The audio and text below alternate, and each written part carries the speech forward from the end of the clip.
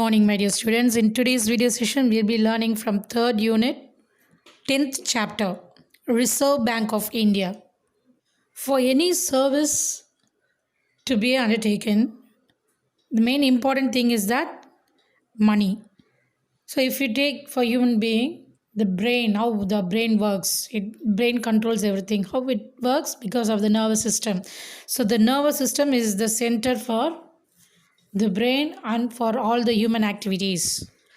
Likewise, for any industry or commerce in a country, for anything, if we want to buy or do anything like that, the important thing is that banking service. If you want to start a small business or want to start a big industry, banking service will plays the nerve center of everything.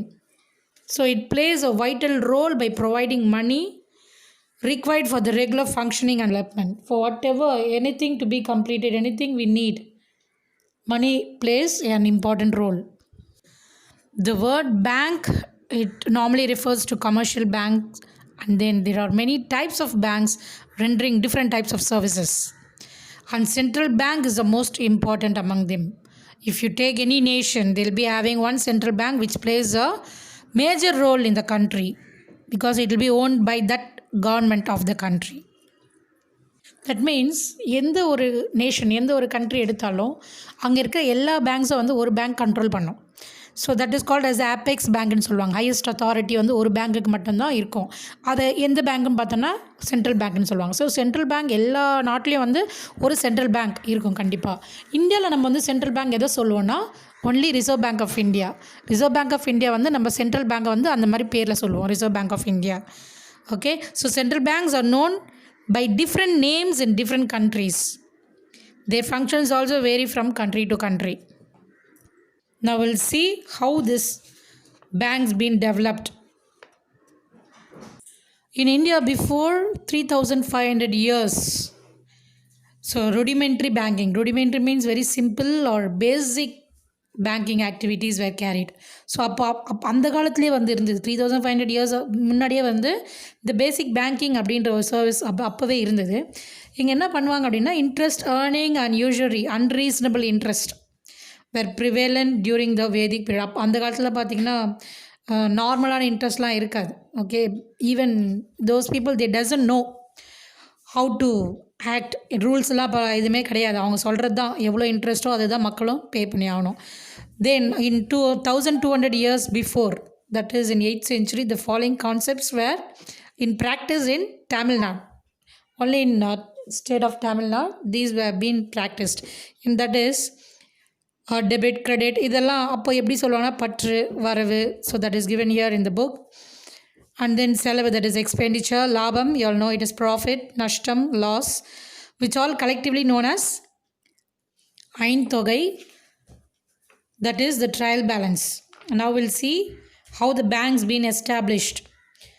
In 1770 in India, Bank of Hindustan was the first bank to establish and it was closed in 1932.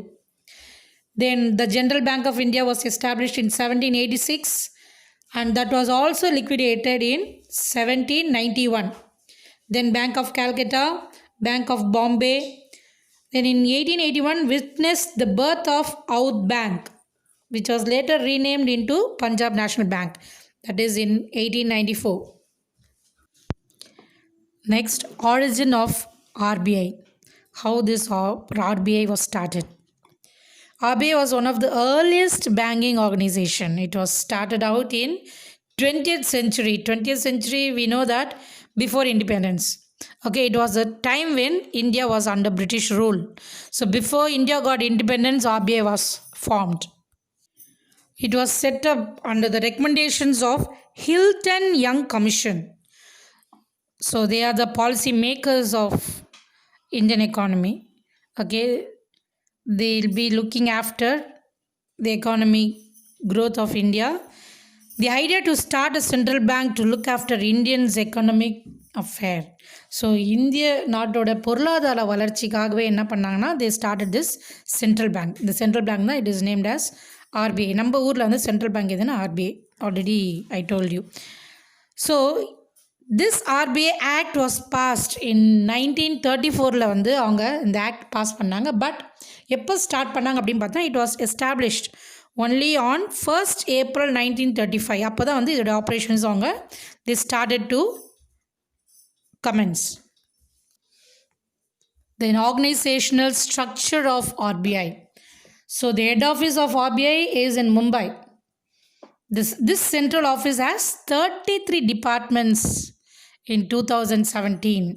It has 4 zonal offices in Mumbai, Delhi, Calcutta and Chennai, functioning under local boards with deputy governors as their heads. It also has 19 regional offices and 11 sub-offices.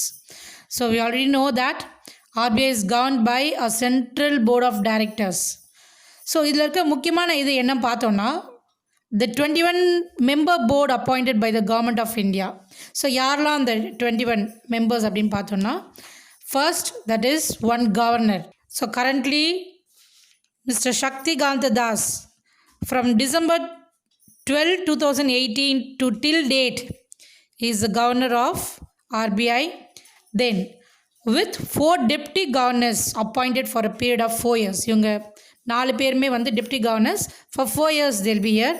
யார் யார் பார்த்தோன்னா doctor MD Patra, Shri MK Jain, Shri BP Kanungo, Shri NS Viswanathan.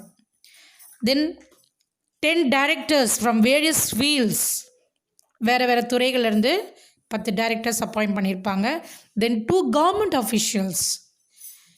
Then 4 directors, 1 each from local boards. This is organizational structure of RBI.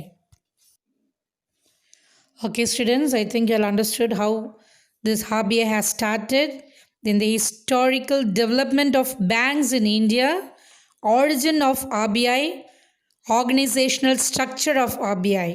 In the next video session, we'll be learning about the functions of RBI. Okay students, go through the video session again. Thank you students and have a nice day.